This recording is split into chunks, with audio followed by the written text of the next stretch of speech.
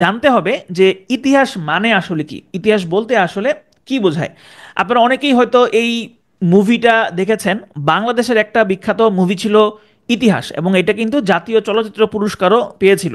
এবং এটা দিয়েই আহ, কাজী মারুফ, কাজী মারুফের তার চলচ্চিত্রে আগমন হয়। তো ইতিহাস নামে একটা মুভি আছে। ইতিহাস বলতে আবার কিন্তু ওই ইতিহাস না, এটা আপনারা সবাই বুঝতে পারতেছেন। ইতিহাস মানে হচ্ছে আমরা এখন আসলে ইতিহাস সাবজেক্টের নিয়ে কিছু আলোচনা করব। ইতিহাস শব্দটা আপনি যদি সন্ধি বিচ্ছেদ করেন তাহলে আপনি পাবেন হচ্ছে ইতি যোগ হচ্ছে আস। ইতি এই শব্দটা দিয়ে মূলত বোঝা হচ্ছে ঐতিহ্য। আর ইতিহাস মোটামুটি আমরা বলতে পারি যে এরকমই ছিল, অর্থাৎ প্রিভিয়াস ঘটনার যে বর্ণনা বা কাহিনী, এগুলোকে আমরা মোটামুটি মোটা দাগে ইতিহাস বলতে পারি। এখন তাহলে প্রশ্ন আসতে পারে যে ইতিহাস মানে তাহলে কি সময়ের গল্প? হ্যাঁ, সময়ের গল্প বা অতীতের গল্প আমরা বলতে পারি, তবে এটা আসলে একদমই যে শুধুমাত্র গল্প ব্যাপারটা ওই রকম না। যেমন আমরা ছোটবেলায় ঈশপের গল্প পড়েছি, বা বিভিন্ন ধরনের ফিকশন নন ফিকশন বিভিন্ন বই পড়েছি, সেখানেও বিভিন্ন ধরনের গল্প ছিল। তবে ইতিহাস মানে কিন্তু আসলে ওই রকম গল্প না। ইতিহাস মানে হচ্ছে যে পুরো মানব জাতির প্রিভিয়াস যেসব ঘটনা ঘটেছে সেগুলোর বিচার বিশ্লেষণ করা, আর এই ঐতিহ্যটাকে এক প্রজন্ম থেকে আরেক প্রজন্মে পৌঁছে দেওয়ার কাজটা করে মূলত হচ্ছে ইতিহাস। ইতিহাসের ইংরেজি শব্দ হচ্ছে হিস্টোরি। এই হিস্টোরি শব্দটা আসছে একটা গ্রিক শব্দ হিস্টোরিয়া থেকে। আর এই হিস্টোরিয়া শব্দের অর্থ হচ্ছে যে কোনো কিছু নিয়ে গবেষণা করা বা কোনো কিছু নিয়ে অনুসন্ধান করা। এই যে হিস্টোরিয়া যেই শব্দটা আছে, এই হিস্টোরিয়া, এখন দেখেন এই যে হিস্টোরিয়া শব্দটা, এই হিস্টোরিয়া শব্দটা আসলে কোত্থেকে আসছে, বা হিস্টোরিয়া শব্দটা আসলে প্রথম কে ব্যবহার করেছেন? এই হিস্টোরিয়া শব্দটা প্রথম ব্যবহার করেছিলেন একজন গ্রিক দার্শনিক যার নাম ছিল হ্যারোডোটাস। এবং এই হ্যারোডোটাসকে কিন্তু ইতিহাসের ফাদার বা ইতিহাসের জনক বলা হয়। ইতিহাসের জনক হিসেবে হ্যারোডোট হ্যারোডোটাসকে কেন বিবেচনা করা হয়? এটার কারণ হচ্ছে যে বিভিন্ন সময় আসলে মানুষ গল্প বলেছে, মানুষ গল্প শুনতে ভালোবাসে, মানুষ গল্প করতে ভালোবাসে, মানুষ গল্প বলতে ভালোবাসে। এখন ইতিহাস মানেও কিন্তু এরকম আসলে গল্প বলা। তবে হেরোডোটাস এই যে গল্প বলার যে ধরনটা, সেটা তিনি কিছুটা পরিবর্তন করেছিলেন। তিনি শুধু গল্পের মধ্যেই সীমাবদ্ধ থাকেননি, তিনি এই গল্পের পেছনের কারণ অনুসন্ধান করেছিলেন। অর্থাৎ এই যে গল্পটা বা এই যে একটা ঘটনা সেটা কেন ঘটেছিল সেইটার কারণ তিনি অনুসন্ধান করার চেষ্টা করেছিলেন। এবং এই ঘটনার বা একটা ইতিহাসের একটা ঘটনার প্রভাব কি ছিল, পরিণাম কি ছিল, এগুলো তিনি বিশ্লেষণ করার চেষ্টা করেছিলেন। এবং তিনি শুধুমাত্র একটা উৎস থেকে সীমাবদ্ধ না থেকে বিভিন্ন উৎস থেকে তিনি গল্প শোনার বা তথ্য সংগ্রহ করার চেষ্টা করেছিলেন। এখন এই কারণেই মূলত হ্যারোডোটাসকে ইতিহাসের জনক বলা হয়, এবং তার একটা বিখ্যাত বই আছে ইতিহাস নিয়ে, সেই বইটার নাম হচ্ছে দ্য হিস্টোরিস। তাহলে ইতিহাসের জনক হচ্ছেন হেরোডোটাস। তবে বৈজ্ঞানিক ইতিহাসের জনক হচ্ছেন থুসিডাইসিস। থুসিডাইসিসকে বৈজ্ঞানিক ইতিহাসের জনক আসলে কেন বলা হয়? কারণ হেরোডোটাস যে ইতিহাসটা লিখেছিলেন সেই ইতিহাসে তিনি কারণ অনুসন্ধান করেছিলেন। তবে থুসিডাইসিস এই ইতিহাস লেখার কাজটাকে আরও এক ধাপ এগিয়ে নিয়ে গিয়েছিলেন। কিভাবে? তিনি যারা প্রত্যক্ষদর্শী ছিল, অর্থাৎ যারা ইতিহাসের নির্দিষ্ট ঘটনাকে স্বচক্ষে দেখেছেন, তাদের কাছ থেকে তিনি ইতিহাসের ঘটনাগুলো শুনেছেন। এবং তিনি পেছনের এই ঘটনার পেছনের কারণ, ফলাফলটা কি ছিল, সেগুলো তিনি বিস্তারিত আলোচনা করেছেন। এবং এই ফলাফলের জন্য বা এই যে ঘটনাগুলো, এগুলো কোনো লৌকিক কাহিনী কিনা বা অতি প্রাকৃত কোনো গল্প কিনা, এগুলো কিন্তু তিনি বিচার বিশ্লেষণ করার চেষ্টা করেছিলেন। অর্থাৎ তার যে ইতিহাস যে লেখা, সেখানে শুধুমাত্র মানুষের যে কার্যকলাপ বা রাজনৈতিক সিদ্ধান্ত, এইগুলোই আসলে গুরুত্ব পেয়েছিল। এই কারণেই থুসিডাইসিসকে বলা হয় বৈজ্ঞানিক ইতিহাসের জনক। তার একটা বিখ্যাত বই হচ্ছে পেলোপনেশিয়ান ওয়ার। পেলোপনেশিয়ান ওয়ার, আপনারা যখন স্লাইডগুলো দেখবেন তখন দেখবেন যে বইতে কিছু কিছু জিনিস নাই যেগুলো স্লাইডে আছে, অর্থাৎ স্লাইডে কিছু কিছু জিনিস নতুন অ্যাড হয়েছে। এটা একটা চলমান প্রক্রিয়া, সবসময় হচ্ছে আমাদের স্লাইডগুলো আপডেট হয়। কিছু কিছু জিনিস নতুন আপনারা সবসময় পাবেন, একদম হুবহু বইয়ের মতো সব কিছু আপনারা পাবেন না। যে জিনিসগুলো নতুন থাকবে সেগুলো একটু কষ্ট করে আপনাদেরকে আমাদের লেকচার বুকে খালি জায়গা দেওয়া আছে, সেইখানে আপনারা একটু নোট করে নেবেন। ঠিক আছে? এখন আমরা তো বৈশ্বিক ইতিহাস পড়ব। বৈশ্বিক ইতিহাসটা আমরা আসলে কখন থেকে পড়া শুরু করব? কারণ ইতিহাসের তো কোনো সীমা পরিসীমা নাই। তাহলে আমরা কোত্থেকে পড়া শুরু করব? আমরা পড়া শুরু করব যেখান থেকে আসলে এক্সামে আমাদের প্রশ্ন আসে, বা সচরাচর যেখান থেকে এক্সামে প্রশ্ন আসতে পারে, সেখান থেকে আমরা আমাদের ইতিহাস পড়াশোনাটা শুরু করব। আমরা ইতিহাসটা ক্রনোলজিক্যালি পড়ব। মানে ক্রনোলজিক্যালি মানে হচ্ছে, যেমন ধরেন যে শুরুতে এক, তারপরে দুই, তারপরে তিন, তারপরে চার, এরপরে পাঁচ, এরকম করে করে যেরকম যায় আমরাও ইতিহাসটা ঠিক সেরকমভাবে পড়ার চেষ্টা করব, অর্থাৎ আমরা সাল হিসাবে যাব। ঠিক আছে? আমরা এখন যেই সময়টা পড়ব সেই সময়টা হচ্ছে ত্রয়োদশ শতাব্দী। ত্রয়োদশ শতাব্দী। শতাব্দী এই শব্দটার নিয়ে অনেকের কনফিউশন হতে পারে, বা অনেকেরই কনফিউশন হয়। দেখেন, ত্রয়োদশ শতাব্দী বলতে মূলত বোঝানো হচ্ছে যে বারোশো বারোশো এক থেকে বারোশো এক থেকে তেরোশো 1201 থেকে 1300 এই সময়কালটাকে মূলত বলা হয় ত্রয়োদশ শতাব্দী। তাহলে 1301 থেকে 1400 এই সময়কালটাকে বলা হবে চতুর্দশ শতাব্দী। ঠিক আছে? ঠিক তেমনিভাবে 1401 থেকে 1500 এই সময়টাকে বলা হবে পঞ্চদশ শতাব্দী। তার মানে আমরা এখন যেই সময়কালটার বর্ণনা করব সেটা হচ্ছে 1201 থেকে 1300। এগুলো কিন্তু খ্রিস্টাব্দ। ঠিক আছে? এগুলো কিন্তু সবগুলি খ্রিস্টাব্দ, খ্রিস্ট পূর্ব না। তাহলে আসেন, এখন আমরা কোন ঘটনাটা পড়বো? আমরা এখন যে ঘটনাটা পড়বো সেটা হচ্ছে মেঘনা কার্টা। মেঘনা কার্টা নামটার সাথে আপনারা মোটামুটি আগে থেকে পরিচিত, বা অনেকে হয়তো শুনেছেন। যেমন আমরা যখন, আপনারা 6 দফা পড়েছেন। 6 দফা আমাদের এখনো ক্লাস হয়নি, আগেও পড়েছেন আপনারা। আমাদের যে সমস্ত ক্লাস 9-10 বই ছিল সেখানে এগুলো আপনারা পড়েছেন, যে 6 দফা হচ্ছে আমাদের মেঘনা কার্টা। সেখানে হয়তো প্রথম আপনারা মেঘনা কার্টা নামটা শুনেছেন। এখন এই মেঘনা কার্টা স্বাক্ষরিত হয়েছিল 1215 সালে। এই সালটা হচ্ছে ইম্পর্ট্যান্ট। আমি যখন ক্লাস নেই তখন হচ্ছে ইম্পর্ট্যান্ট যেই সালগুলো আছে সেগুলো আমি বলে দিই।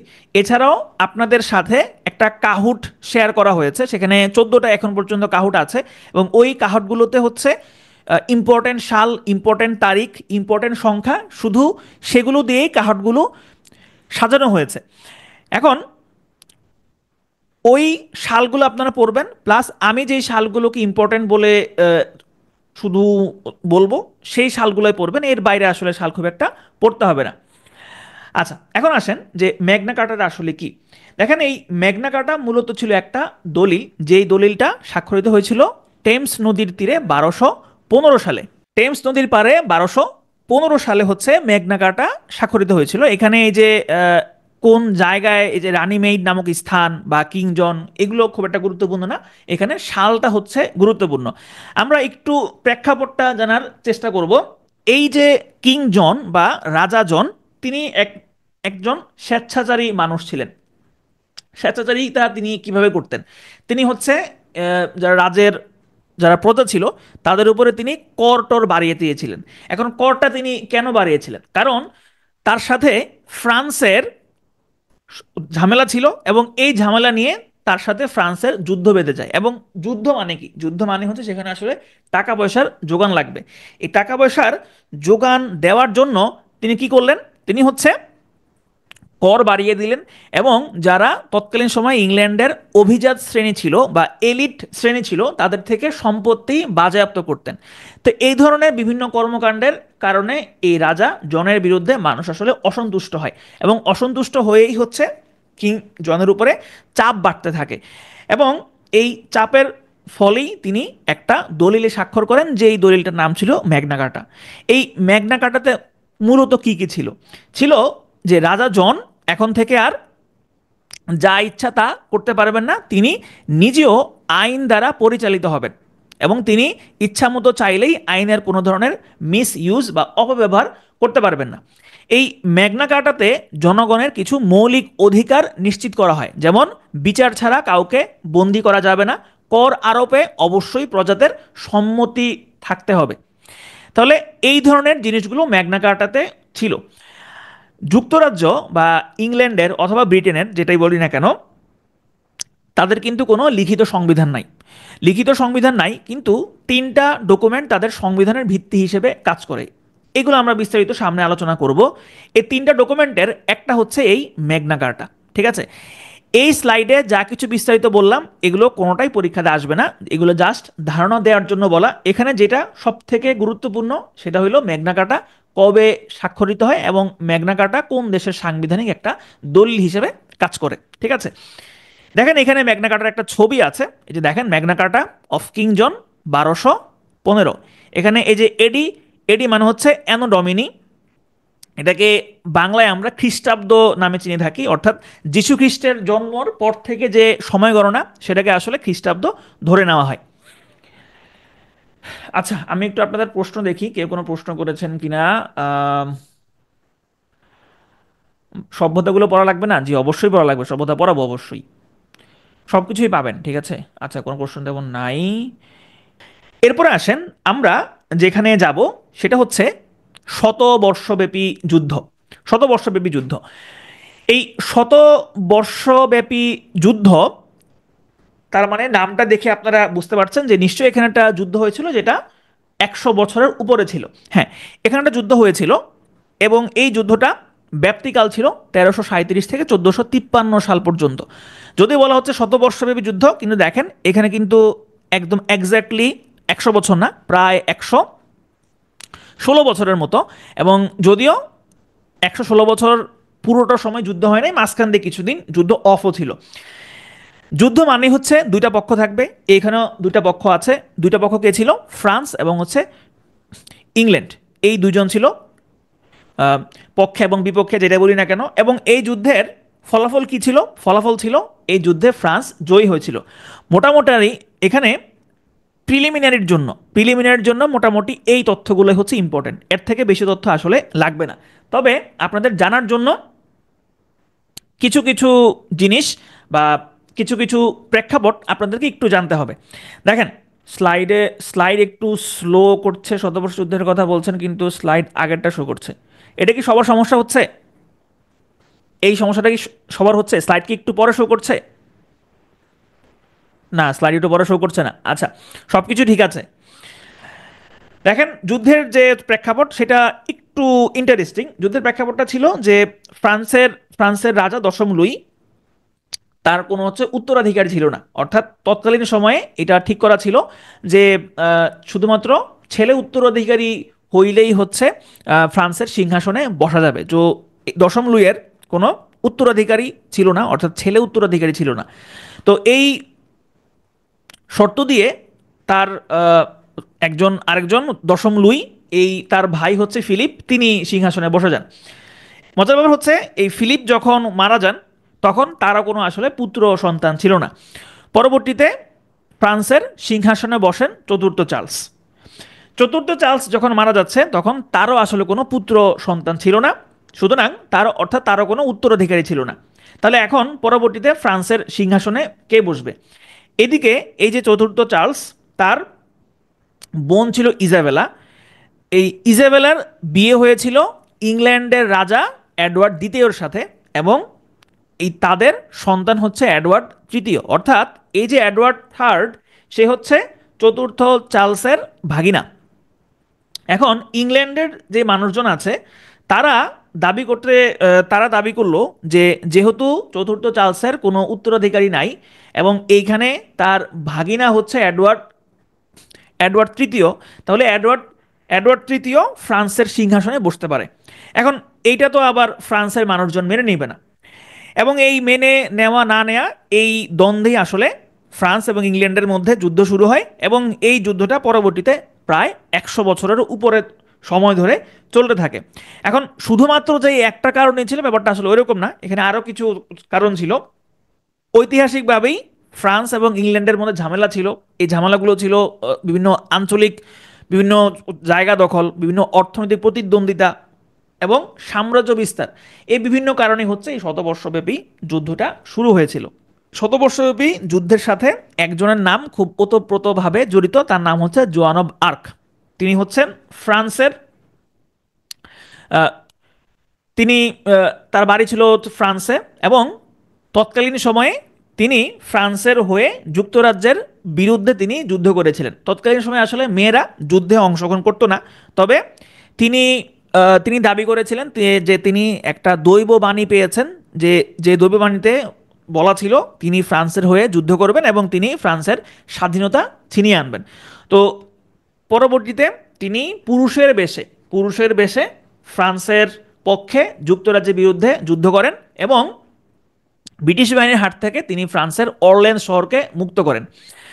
তবে একটা সময় তিনি ব্রিটিশ বাহিনীর হাতে ধরা পড়েন এবং তাকে জীবন্ত পুড়িয়ে মারা হয়। এখানে যেই কাহিনীগুলো বললাম এগুলো পরীক্ষা আসার মতো খুব একটা গুরুত্বপূর্ণ না। পরীক্ষা কি কি আসতে পারে দেখেন, এখানে পরীক্ষা আসতে পারে যা যা আমরা পরীক্ষা আসার মতো যেসব জিনিসগুলো আছে সেগুলো হচ্ছে যে ইতিহাসের জনককে। ইতিহাসের জনক হচ্ছেন গ্রিক দার্শনিক হেরোডোটাস। বৈজ্ঞানিক ইতিহাসের জনককে? বৈজ্ঞানিক ইতিহাসের জনক হচ্ছেন থুসিডাইসিস। শতবর্ষব্যাপী যুদ্ধের ব্যাপ্তিকাল কত ছিল? 1337 থেকে 1453। যুদ্ধের পক্ষকারা ছিল ফ্রান্স এবং ইংল্যান্ড। এই যুদ্ধে কে জয়ী হয়? যুদ্ধে জয়ী হয় ফ্রান্স, এবং ফ্রান্সের বীরকন্যা জোয়ান অব আর্ক হচ্ছে তার নামটা, শতবর্ষব্যাপী যুদ্ধের সাথে জড়িত। মোটামুটি এতক্ষণ যতগুলো তথ্য বললাম এগুলোর মধ্যে এইগুলাই মোটামুটি পরীক্ষাতে আসার মতো। ঠিক আছে, আমি একটু আপনাদের মেসেজ দেখি। আম, উম, উম, উম, আচ্ছা, যাদের স্লাইড হচ্ছে দেরিতে চেঞ্জ হচ্ছে তারা একটু ইন্টারনেট কানেকশনটা স্টেবল আছে কিনা সেইটা একটু বলেন। ঠিক আছে। ও, ও, আচ্ছা হ্যাঁ, এখানে ম্যাগনা কার্টাটা এখানে বাদ পড়েছে। ম্যাগনা কার্টা যেটা শিখতে হবে সেটা হচ্ছে 1215 সালে হচ্ছে ম্যাগনা কার্টাটা স্বাক্ষরিত হয়। ঠিক আছে।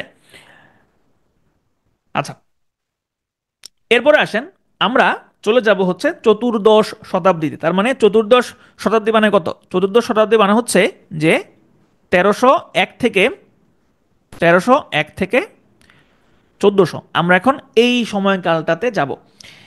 এই সময়কালটার আমাদের গুরুত্বপূর্ণ যেই ঘটনা সেটা হচ্ছে রেনেসা। রেনেসা, এটা তো বাংলায় আমরা লিখলাম। এই রেনেসা শব্দটা আসছে মূলত একটা ফরাসি শব্দ রেনেইসেন্স থেকে। রেনেইসেন্স মানে হচ্ছে রিবার্থ বা হচ্ছে পুনর্জন্ম।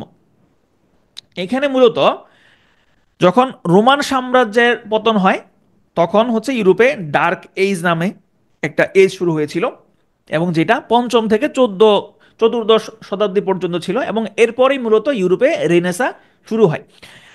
যখন এই আন্তর্জাতিক বিষয়াবলী যে আপনাদেরকে আমি পড়াচ্ছি এখানে বিভিন্ন ধরনের টার্ম আসবে, প্রসঙ্গক্রমে বিভিন্ন রকম টার্ম আসবে, তবে সেগুলোর ব্যাখ্যা আমি আসলে আপনাদেরকে দিতে পারবো না। ব্যাখ্যাটা দিতে পারবো না কারণ হচ্ছে ওইগুলো আসলে আমাদের প্রিলিমিনারিতে পরীক্ষাটা কখনোই আসবে না, এমনকি রিটেন পরীক্ষাতেও আসবে না। এবং ওগুলো যদি ব্যাখ্যা আমি করতে যাই সেক্ষেত্রে দেখা যাবে যে ক্লাস অনেক লম্বা হয়ে যাবে। আপনারা যদি আরও বেশি জানতে চান সেক্ষেত্রে অবশ্যই গুগল আছে, বিভিন্ন বইপত্র আছে, সেগুলো আপনি ঘেটে ঘুটে সেগুলো সম্পর্কে আপনি বিস্তারিত জানতে পারেন। যেমন এখানে আছে হচ্ছে ডার্ক এজ। এখন এই ডার্ক এজ সম্পর্কে আমি আপনাকে বিস্তারিত বলতে পারবো না। এখন আসেন যে আমরা ছিলাম কোথায়? আমরা ছিলাম হচ্ছে রেনেসাতে। তো এই রেনেসা মানে হলো যে বিভিন্ন ধরনের জ্ঞান বিজ্ঞান, শিল্প, সাহিত্য, দর্শন, এই জ্ঞান বিজ্ঞানের পুনর্জাগরণ, এবং যেটা হয়েছিল ইউরোপে। এই রেনেসার যে সময়কালটা নিয়ে কনফিউশনের কারণ আছে, বা বিভিন্ন বইতে বিভিন্ন রকম লেখা থাকতে পারে। তবে আপনারা যেটা মাথায় রাখবেন সেটা হলো রেনেসার সময়কালটা হচ্ছে চতুর্দশ থেকে সপ্তদশ শতাব্দী পর্যন্ত। এবং পরীক্ষাতে যদি আসে তাহলে আশা করি এইটাই অপশনে থাকবে। এইটাই হচ্ছে দাগাবেন যে চতুর্দশ থেকে সপ্তদশ শতাব্দী পর্যন্ত রেনেসার বিস্তৃতি ছিল। তবে অনেকে মনে করেন যে মূলত 1453 সালে, হচ্ছে রেনেসা শুরু হয়েছিল। 1453 সাল কেন, এবং এক্স্যাক্টলি 1453 সালেই কেন? দেখেন 1453 সালটা কিন্তু আপনি কিছুক্ষণ আগে দেখেছেন, কারণ 1453 সালে ফ্রান্স এবং যুক্তরাজ্যের মধ্যে যে শতবর্ষব্যাপী যুদ্ধটা হয়েছিল সেটা সমাপ্ত হয়েছিল। এই 1453 সালটার আরেকটা সিগনিফিকেন্স আছে। সেই সিগনিফিকেন্সটা হলো 1453 সালেই হচ্ছে কনস্ট্যান্টিনোপল, অর্থাৎ বর্তমানে যেটা ইস্তাম্বুল, সেইটা দখল করে হচ্ছে অটোমান সাম্রাজ্য। এই কনস্ট্যান্টিনোপলের পতনের পরেই মূলত হচ্ছে গ্রিস থেকে অনেক পণ্ডিত, দার্শনিক, শিক্ষাবিদ তারা হচ্ছে এই অঞ্চলটাতে আশ্রয় নেন এবং এখানে জ্ঞান বিজ্ঞানের চর্চা করতে থাকেন, এবং এইভাবে আস্তে আস্তে এখান থেকেই রেনেসার সূচনা হয়। এবং 1453 সালে, একটু আগে যেটা আপনাদেরকে বললাম যে 1453 সালে কিন্তু ফ্রান্স এবং যুক্তরাজ্যের মধ্যে দীর্ঘ 116 বছরের যে যুদ্ধ ছিল, শতবর্ষব্যাপী যে যুদ্ধ ছিল, সেটার সমাপ্তি হয়। এবং এই সমাপ্তির পরে কিন্তু ফ্রান্সে আস্তে আস্তে শিল্প, সাহিত্য, সংস্কৃতির বিকাশ শুরু হয়। এখন এই যে রেনেসা, এটা তো হচ্ছে ইউরোপে শুরু হয়েছিল। এখানে এক্স্যাক্ট যদি প্লেস আপনি চিন্তা করেন, সেক্ষেত্রে এই যে রেনেসা শুরু হয়েছিল ইতালির ফ্লোরেন্স নামের ছোট্ট একটা শহরে। ইতালির ফ্লোরেন্সে হচ্ছে রেনেসার সূত্রপাত হয়েছিল। এখন কথা হচ্ছে, এত জায়গা থাকতে ইতালির ফ্লোরেন্সেই কেন রেনেসার শুরু হইতে হইল? কারণ শিল্প, সাহিত্য চর্চা করতে হইলে তো আপনার ভাই টাকা পয়সা লাগবে। ধরেন শিল্প, যেমন আপনি আপনি কোনো কাজকর্ম করবেন না, আপনি গান গাবেন, আপনি আপনি ছবি লিখবেন, আপনি ছবি আঁকবেন, আপনি নাটক লিখবেন। এখন ভাই এগুলো লিখলে তো আপনার পেট ভরবে না। এগুলো লিখে আপনি যদি 2 পয়সা ইনকাম করতে পারেন, সেই ক্ষেত্রে সেটা আপনাকে ভাত জোগাবে, আপনার পেটে আহার দিবে। এখন যারা এই শিল্প সাহিত্যের যারা চর্চা করতেন, তাদেরকে পৃষ্ঠপোষকতা করতে হচ্ছে ফ্লোরেন্সের ম্যাডিসি নামক একটা ফ্যামিলি। এই ম্যাডিসি ফ্যামিলির পৃষ্ঠপোষকতাতেই মূলত ইতালির ফ্লোরেন্স শহরে শিল্প সাহিত্যের বিকাশ ঘটেছিল। নেটফ্লিক্সে একটা ডকুমেন্টারি আছে ম্যাডিসি ফ্যামিলি নামে, মেবি, আমি এক্স্যাক্ট নামটা মনে করতে পারছি না, আপনারা চাইলে এই ডকুমেন্টারিটা দেখতে পারেন। তো এই ম্যাডিসি ফ্যামিলির পৃষ্ঠপোষকতায় ইতালির ফ্লোরেন্স শহর থেকেই হচ্ছে প্রথম রেনেসার সূত্রপাত ঘটে। এই রেনেসা যুগের কিছু বৈশিষ্ট্য ছিল, যেমন মানব ধর্ম, মুক্ত চিন্তা, জাতীয়তাবাদ, ব্যক্তি স্বাতন্ত্র্য, চিত্রকলায় রৈখিক দৃষ্টিভঙ্গির ব্যবহার, বিজ্ঞানের উন্নতি, এইসব বিভিন্ন ধরনের বৈশিষ্ট্য ছিল। এখানে দুইটা বৈশিষ্ট্য নিয়ে আমি একটু কথাবার্তা বলবো। একটা হচ্ছে মানব ধর্ম এবং আরেকটা হচ্ছে চিত্রকলায় রৈখিক দৃষ্টিভঙ্গির ব্যবহার। এই যে মানব ধর্ম, মানব ধর্ম বলতে তৎকালীন সময়ে যেটা বোঝানো হইতো সেটা হইলো, বা এই মানব ধর্ম টার্মটা যেভাবে আসছে সেটা হলো, এই যে বিভিন্ন ধরনের জ্ঞান বিজ্ঞান নিয়ে আলোচনা, এদের মধ্যে ব্যাকরণ, ইতিহাস, কবিতা বা দর্শন, এগুলো নিয়ে যে আলোচনা, বা এগুলো যেই সাবজেক্টের আন্ডারে বা যেই টপিকের আন্ডারে আলোচনা হইতো, সেটাকে বলা হইতো হিউম্যানিট্যাটিস। আর এই হিউম্যানিট্যাটিস নিয়ে যারা আলোচনা করত, বা এই হিউম্যানিট্যাটিসের যারা ছাত্র শিক্ষক ছিলেন, তাদেরকে বলা হইতো হিউম্যানিস্ট। হিউম্যানিস্ট। এবং এই হিউম্যানিস্ট শব্দ থেকেই হিউম্যানিজম শব্দটা আসছে। ঠিক আছে, এরপর আসেন যে চিত্রকলায় রৈখিক দৃষ্টিভঙ্গির ব্যবহার, এটা কি জিনিস। দেখেন এখানে একটা ছবি আপনারা দেখতে পাচ্ছেন। এখানে দেখেন এই যে আপনি, এটা কিন্তু এই যে ছবিটা, এই ছবিটা আপনি চাইলে কিন্তু স্কেল বসিয়ে এঁকে ফেলতে পারবেন। যেমন এই যে দেখেন এখানে এই যে সোজা কিছু রেখা আছে, যেগুলো একদম মনে হচ্ছে যে একদম মাপে মাপে স্কেল দিয়ে মাপঝোঁক করে তারপরে এঁকেছে। এই ছবিটা থেকেই মূলত বিখ্যাত এই ছবিটা আসছে, যেটার আপনারা এই ছবিটা নিশ্চয়ই নাম জানেন। এই ছবিটার নাম কি বলেন তো? আন্দোলনের পরপরই এই ছবিটা ভাইরাল হয়েছিল। গুড, সবাই মোটামুটি জানেন। জি, লাস্ট সাপার। এই ছবিটার নাম হচ্ছে লাস্ট সাপার। দেখেন এই যে এখানে রৈখিক দৃষ্টিভঙ্গির ব্যবহার, এই যে দেখেন এই যে এখানে একদম যে রেখার যে মাপঝোঁক, এই মাপঝোঁকগুলো এখানে আছে। তাহলে এটাই মূলত হচ্ছে চিত্রকলায় রৈখিক দৃষ্টিভঙ্গির ব্যবহার। ঠিক আছে, এখন এই রেনেসার যুগে অনেক বিখ্যাত মানুষজন আসছে, তবে সব সব বিখ্যাত মানুষজন সম্পর্কে আমাদের জানতে হবে না, বা আমরা পড়বো না। আপনারা যারা ইংরেজি সাহিত্য ক্লাস করেছেন, তারা অলরেডি রেনেসার যুগের শিল্প সাহিত্যিক যারা ছিলেন বা নাট্যকার যারা ছিলেন, তাদের নিয়ে আপনারা মোটামুটি পড়েছেন। এখানে আমরা 3জন ব্যক্তি সম্পর্কে একটু আলোচনা করব। একজন হচ্ছে নিকোলা মেকিয়াভেলি। তিনি ইতালির ফ্লোরেন্সেই জন্মগ্রহণ করেছিলেন এবং তাকে আধুনিক রাষ্ট্রবিজ্ঞানের জনক বলা হয়। এবং নিকোলা মেকিয়াভেলিকে রেনেসার বরপুত্র নামেও ডাকা হয়। তার একটা বিখ্যাত গ্রন্থ আছে এবং এটাকে মোটামুটি রাষ্ট্রবিজ্ঞানের বাইবেল বলা হয়, সেটা হচ্ছে দ্য প্রিন্স। এবং এই তার আরেকটা বই আছে যেটার নাম হচ্ছে ডিসকোর্সেস অন লিভাই। তো মেকিয়াভেলির পরে আমরা আরেকজন যে মানুষ সম্পর্কে জানবো, তার নাম হচ্ছে লিওনার্দো দা ভিঞ্চি। তার জন্ম হচ্ছে ইতালির ফ্লোরেন্স শহরে এবং তাকে হচ্ছে রেনেসার অগ্রদূত বলা হয়, এবং ইংরেজিতে তাকে দ্য রেনেইসেন্স ম্যানও বলা হয়। ঠিক আছে, তাহলে রেনেইসেন্স ম্যান বলা হয় হচ্ছে দা ভিঞ্চিকে, বা রেনেসার অগ্রদূত বলা হয় দা ভিঞ্চিকে, এবং নিকোলা মেকিয়াভেলিকে বলা হয় রেনেসার বরপুত্র। যদিও আপনাদের লেকচার বইতে মেবি লেখা আছে যে দুজনকেই দ্য রেনেসেন্স ম্যান বলা হয়।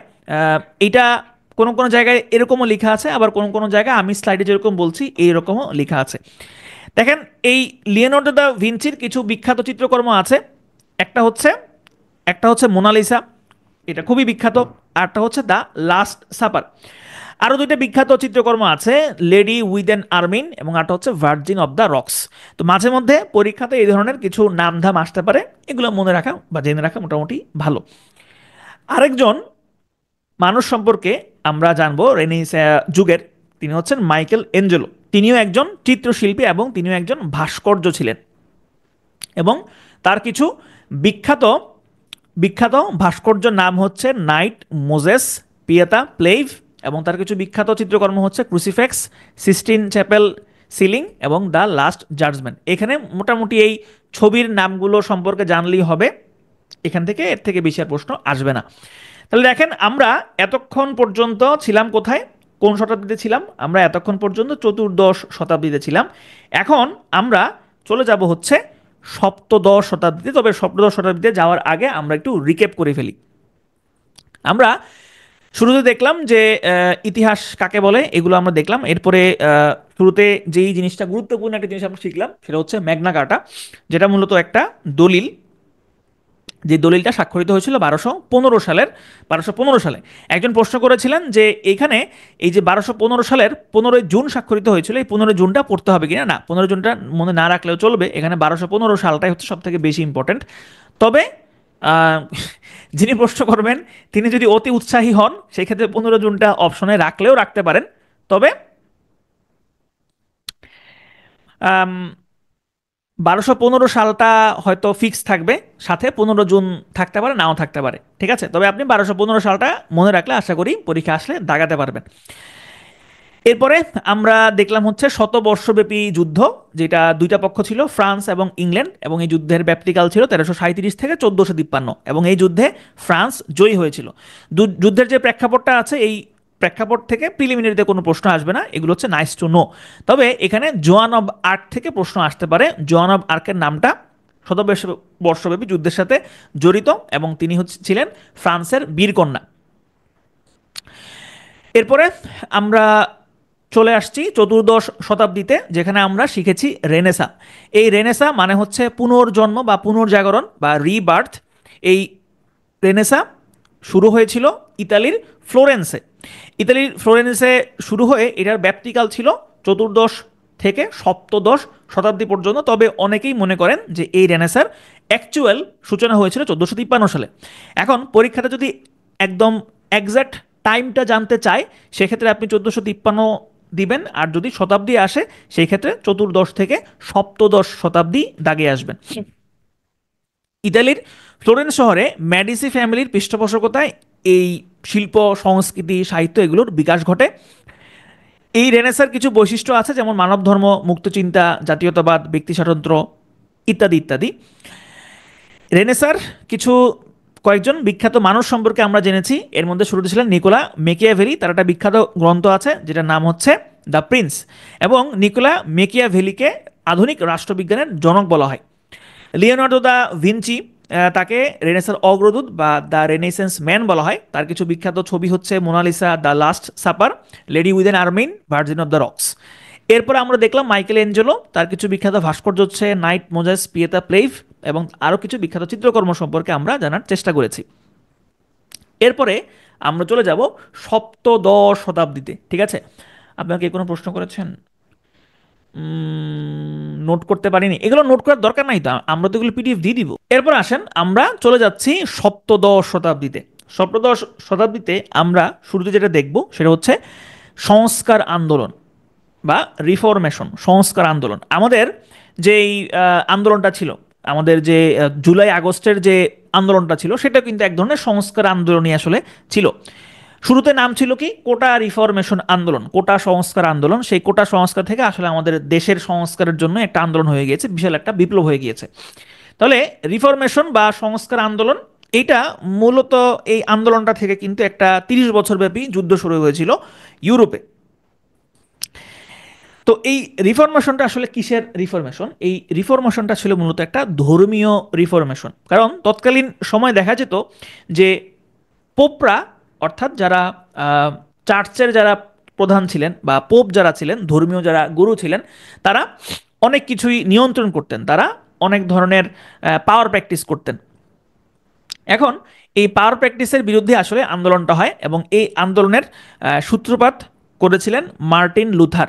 মার্টিন লুথার কিং জুনিয়র না কিন্তু, মার্টিন লুথার তিনি হচ্ছেন জার্মানির নাগরিক। আবার আরেকজন মার্টিন লুথার কিং জুনিয়র, তার একটা বিখ্যাত ভাষণ আছে আই হ্যাভ এ ড্রিম, তিনি হচ্ছেন যুক্তরাষ্ট্রের নাগরিক, আর এই মার্টিন লুথার হচ্ছেন জার্মানির নাগরিক। খ্রিস্টান ধর্মাবলম্বীদের দুইটা ভাগ আছে, একটা হচ্ছে ক্যাথলিক এবং আরেকটা হচ্ছে প্রোটেস্ট্যান্ট। ক্যাথলিক মানে হচ্ছে তারা পোপের অনুসারী, তারা পোপকে সবসময় ফলো করেন, পোপের কথাবার্তা শুনেন। আর প্রোটেস্ট্যান্ট হচ্ছেন তারা পোপের বিরুদ্ধে থাকেন, সবসময় পোপের কথাবার্তা তারা শুনতে চান না বা মানতে চান না। এখন কেন মানতে চান না? কারণ দেখা যেত যে এই পোপ তিনি বিভিন্ন ধরনের পাওয়ার প্র্যাকটিস করতেন। যেমন কি কি পাওয়ার প্র্যাকটিস করতেন? যেমন কোনো রাজাকে ক্ষমতাচ্যুত করতে হলেও তিনি সেটা করতে পারতেন। আবার দেখা যেত যে এই ধরনের বিভিন্ন ধরনের গুরুত্বপূর্ণ কাজে তারা হস্তক্ষেপ করতেন।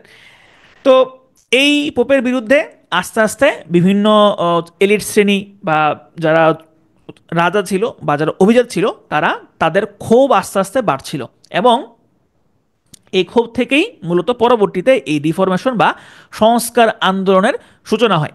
এবং প্রোটেস্ট্যান্টরা তখন তারা বিশ্বাস করতো বা তারা বিশ্বাস করে যে আপনার সৎকর্ম এবং আপনি যদি ভালো কাজ করেন, সেই ক্ষেত্রে আপনি যদি আহ, আম, মুক্তি পেতে চান বা কোনো পাপ কাজ থেকে মুক্তি পেতে চান, সেক্ষেত্রে শুধু সৎ কাজ করলেই হবে, এক্ষেত্রে পোপের অনুসারী না হলেও হবে। অর্থাৎ পোপ কোনো মানুষকে মুক্তি দিতে পারে না।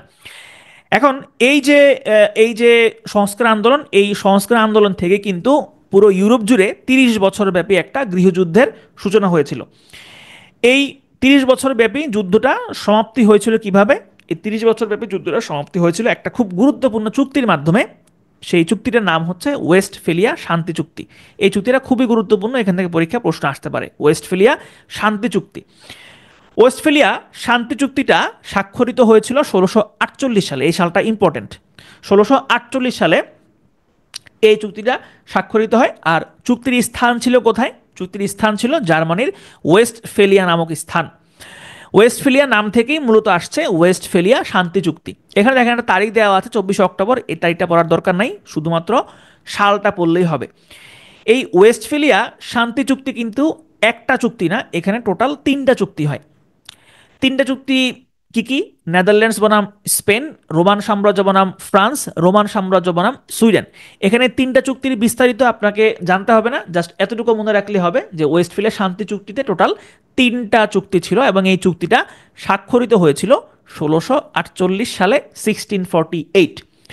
তবে ওয়েস্টফেলিয়া শান্তি চুক্তির ফলাফল সম্পর্কে ধারণা রাখতে হবে, কারণ ওয়েস্টফেলিয়া শান্তি চুক্তির ফলাফলটা খুব গুরুত্বপূর্ণ। কেন গুরুত্বপূর্ণ? কারণ হচ্ছে এই ওয়েস্টফেলিয়া শান্তি চুক্তির মাধ্যমে কিন্তু ইউরোপে একটা রক্তক্ষয়ী 30 বছর যুদ্ধের সমাপ্তি হয় এবং ধর্ম সংস্কার আন্দোলনের সমাপ্তি ঘটে। এবং এই ওয়েস্টফেলিয়া শান্তি চুক্তির পরেই মূলত একটা রাষ্ট্র আরেকটা রাষ্ট্রের সার্বভৌমত্বকে স্বীকৃতি প্রদান করে। স্বাধীনতা এবং সার্বভৌমত্বের পার্থক্য আশা করি আপনারা জানেন। যদি না জানেন, সেক্ষেত্রে হচ্ছে ইউটিউবে আমার একটা ভিডিও আছে যে স্বাধীনতা এবং সার্বভৌমত্বের পার্থক্য কি, ওইটা আমি গ্রুপে দিয়ে দিব, সেটা দেখে নিতে পারেন। এই ওয়েস্টফেলিয়া শান্তি চুক্তির মাধ্যমে আরেকটা দারুণ জিনিস শুরু হয়, সেটা হলো আধুনিক রাষ্ট্র ব্যবস্থা। আধুনিক রাষ্ট্র ব্যবস্থা মানে কি? আধুনিক রাষ্ট্র ব্যবস্থা মানে হচ্ছে, যেমন আপনি চাইলেই একটা, আপনার ইচ্ছা করলো আর আপনি চাইলেই আরেকটা রাষ্ট্রকে আক্রমণ করতে পারবেন না, বা একটা রাষ্ট্রের সাথে আরেকটা রাষ্ট্রের যে সম্পর্ক বা এই যে বাউন্ডারি মেনটেন করা, এই জিনিসগুলো মূলত এই ওয়েস্টফেলিয়া শান্তি চুক্তির মাধ্যমেই শুরু হয়েছিল। অর্থাৎ রাষ্ট্রভিত্তিক যে আন্তর্জাতিক সম্পর্ক, সেইটার সূচনা হয় হচ্ছে এই ওয়েস্টফেলিয়া শান্তি চুক্তির মাধ্যমে। তাহলে ওয়েস্টফেলিয়া শান্তি চুক্তি সম্পর্কে আমাদের কি কি জানতে হবে? প্রথমে জানতে হবে যে এটার মাধ্যমে 30 বছর ব্যাপী যেটা যুদ্ধ হয়েছিল সেটার সমাপ্তি হয়। এটা স্বাক্ষরিত হয়েছিল 1648-এ, তারিখ দরকার নাই, তবে স্থান দরকার আছে জার্মানির ওয়েস্টফেলিয়াতে। এই চুক্তি স্বাক্ষরিত হয়েছিল। এখানে কয়টা চুক্তি হয়? এখানে টোটাল 3টা চুক্তি হয়। চুক্তির ফলাফলগুলো অবশ্যই জানতে হবে। কি কি ফলাফল? সবথেকে গুরুত্বপূর্ণ ফলাফল হচ্ছে আধুনিক রাষ্ট্র ব্যবস্থার সূচনা হয় এবং রাষ্ট্রভিত্তিক আন্তর্জাতিক সম্পর্কের প্রতিষ্ঠিত হয়। তাহলে আমরা এতক্ষণ পর্যন্ত কি কি শিখলাম গুরুত্বপূর্ণ দেখেন। আমরা শিখলাম যে রেনেসাঁ শুরু হয় ইতালির ফ্লোরেন্সে। সময়কালটা ছিল কত? সময়কালটা ছিল চতুর্দশ থেকে সপ্তদশ শতাব্দী পর্যন্ত, 1301 থেকে 1600। রেনেসার বরপুত্র হচ্ছে নিকোলা মেকিয়াভেলি, আধুনিক রাষ্ট্রবিজ্ঞানের জনক নিকোলা মেকিয়াভেলি। তার উল্লেখযোগ্য গ্রন্থ দ্য প্রিন্স। রেনেসেন্স ম্যান বলা হয় দ্য ভিঞ্চিকে। রিফরমেশন আন্দোলনের সূচনা করেন মার্টিন লুথার। আন্দোলনের সমাপ্তি হয় ওয়েস্টফিলের শান্তি চুক্তির মাধ্যমে। এইগুলো আমরা মোটামুটি জানলাম। আচ্ছা, এখন থেকে আপনাদের মনে আছে কিনা বৈজ্ঞানিক ইতিহাসের জনকের কে, বা বৈজ্ঞানিক ইতিহাসের জনকের নাম কি বলেন? বৈজ্ঞানিক ইতিহাসের জনকের নাম কি? নিকোলা। একজন বলেছেন নিকোলা, একজন বলেছেন নিকোলা থুসিডাইসিস। গুড, মোটামুটি সবাই আপনারা পাশ করেছেন, মানে মোটামুটি না, সবাই পাশ করেছেন। থুসিডাইসিস হচ্ছে বৈজ্ঞানিক ইতিহাসের জনক। এখন আসেন আমরা এরপরে আরেকটা হচ্ছে বিপ্লব পর্ব, আরেকটা আন্দোলন পর্ব। সেই বিপ্লবটার নাম হচ্ছে গৌরবময় বিপ্লব বা গ্লোরিয়াস রেভলিউশন। এই গ্লোরিয়াস রেভলিউশনকে আরও বিভিন্ন নামেও ডাকা হয়, যেমন এটাকে ব্লাডলেস রেভলিউশন বলা হয় অথবা রেভলিউশন অফ 1688 নামেও ডাকা হয়। এই গৌরব বিপ্লবটার মাধ্যমে ইংল্যান্ডে গণতান্ত্রিক অধিকার এবং মানবাধিকার প্রতিষ্ঠিত হয়েছিল, তাই এটাকে ইংল্যান্ডে গণতন্ত্র প্রতিষ্ঠা এবং মানবাধিকার প্রতিষ্ঠার আন্দোলন নামেও ডাকা হয়। আর এই আন্দোলনটা শুরু হয়েছিল 1688 সালে এবং শেষ হয় 1689 সালে। গৌরবময় বিপ্লবটা আসলে কেন হয়েছিল বা কি কারণ হয়েছিল, প্রেক্ষাপটটা কি? প্রেক্ষাপটটা ছিল যে একটু আগে আমরা দেখেছিলাম যে প্রোটেস্ট্যান্ট এবং যারা ক্যাথলিক তাদের মধ্যে একটা ঝামেলা ছিল এবং ঝামেলার পরে কিন্তু একটা 30 বছরব্যাপী যুদ্ধ হয়েছিল। গৌরবময় বিপ্লবটার প্রেক্ষাপটটা অনেকটা ওই ধর্মই ছিল। ধর্মটা কেমন ছিল দেখেন, ধর্মটা কিভাবে এখানে আসছে। ইংল্যান্ডের তৎকালীন রাজা ছিলেন দ্বিতীয় জেমস। তিনি ছিলেন ক্যাথলিক। অর্থাৎ তিনি পোপের অনুসারী ছিলেন। তবে ইংল্যান্ডে তৎকালীন সময়ে সংখ্যাগরিষ্ঠ মানুষ যারা ছিলেন তারা ছিল প্রোটেস্ট্যান্ট। এখন এই দ্বিতীয় জেমস তিনি চাচ্ছিলেন যে পুনরায় ক্যাথলিক তন্ত্রটাকে প্রতিষ্ঠা করার জন্য। তো এটা অবশ্যই যারা ইংল্যান্ডের সংখ্যাগরিষ্ঠ মানুষ তারা নিশ্চয়ই এটা মেনে নিবে না, এবং তারা কিন্তু এটা মেনে নেয়নি। তারা রাজার বিরুদ্ধে আন্দোলন শুরু করে অভ্যুত্থান ঘটায় এবং তারা অভ্যুত্থান ঘটিয়ে এই রাজাকে সরিয়ে দিতে চাচ্ছিলেন। এখন কিভাবে সরাবেন, সরানোর জন্য তারা একটা উপায় খুঁজে বের করেন। উপায়টা হচ্ছে দ্বিতীয় জেমসের মেয়ে আবার ছিল হচ্ছে প্রোটেস্ট্যান্ট এবং তার বিয়ে হয়েছিল ডাচ রাজা উইলিয়াম অফ অরেঞ্জের সাথে। এই ডাচ রাজার সাহায্য নিয়ে তৎকালীন ইংল্যান্ডের মানুষজন দ্বিতীয় জেমসকে পরাজিত করেন। পরাজিত করার পরে তারা কিছু ডকুমেন্ট স্বাক্ষর করেন। এই ডকুমেন্টটাকেই মূলত বলা হয় বিল অফ রাইটস। তাহলে এই যে গৌরবময় বিপ্লবটা হইল, এটার ফলাফলটা কি হইল? ফলাফলটা হচ্ছে এখানে বিল অফ রাইটস নামে একটা দলিল স্বাক্ষরিত হয়। এই দলিলের মাধ্যমে কি করা হয়?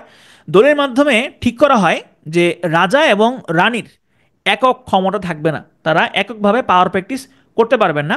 এবং এই বিল অফ রাইটসের মাধ্যমে ব্রিটেনে গণতন্ত্র প্রতিষ্ঠিত হয় এবং এই বিল অফ রাইটস স্বাক্ষরিত হয়েছিল 1689 সালে। বিল অফ রাইটসে কি কি জিনিস আছে আমরা একটু এক নজরে দেখে নিই যে বিল অফ রাইটস আসলে গুরুত্বপূর্ণ দিক বা এখানে কি কি জিনিস ছিল।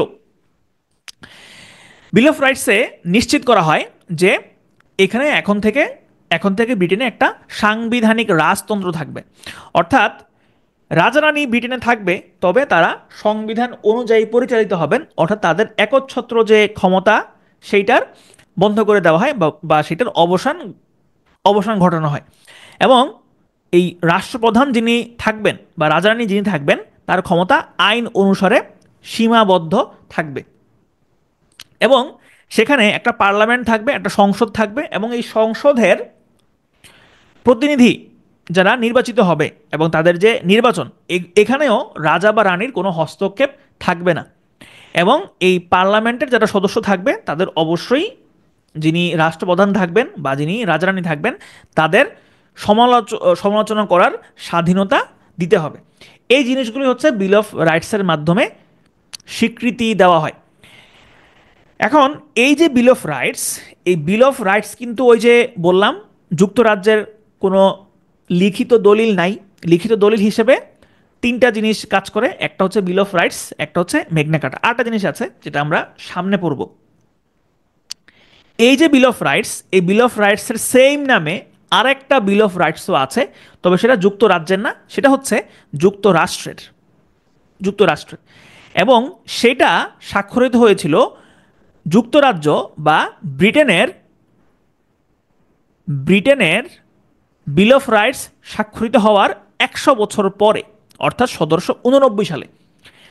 তার মানে আমরা এখন সপ্তদশ শতাব্দী থেকে আমরা এখন অষ্টাদশ শতাব্দীতে চলে যাচ্ছি। অষ্টাদশ শতাব্দীতে আমরা শুরুতেই দেখব